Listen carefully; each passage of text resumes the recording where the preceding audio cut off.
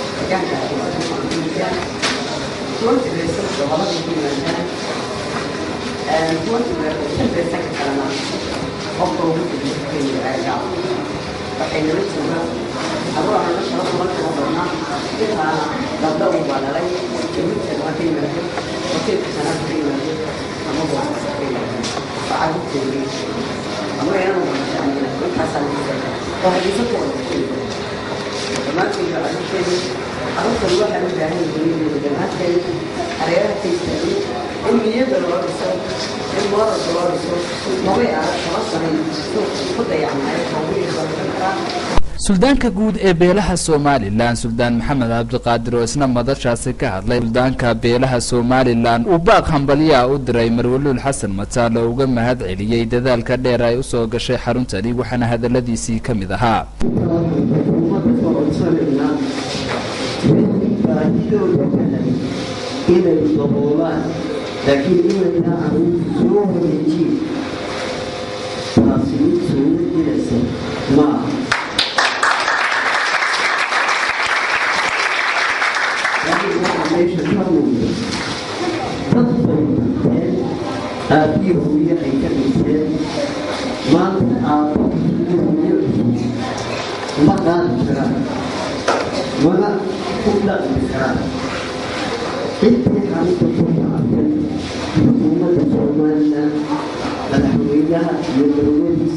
mas-uuliyiin ka socotay hay'adda Caritas oo isna madashaasi ka hadlay ayaa sheegay inay mar walba garab istaagi doonaan xarunta mustaqbal lagu xanaaneeyo caruurta. dhinaca kale caruurta madashani lagu xanaaneeyo qaar ka mid ah oo iyagu bahda fanka u qaabilsan ayaa halkaasi ku soo bandhigay heeso qiiro leh oo ka qiireysiyay dadkii munaasabada ka soo qayb galay iyo majaajilooyin ka turjumaya faa'iidada oo faraxalku u leedahay bulshada. Ali Mahdi Jibril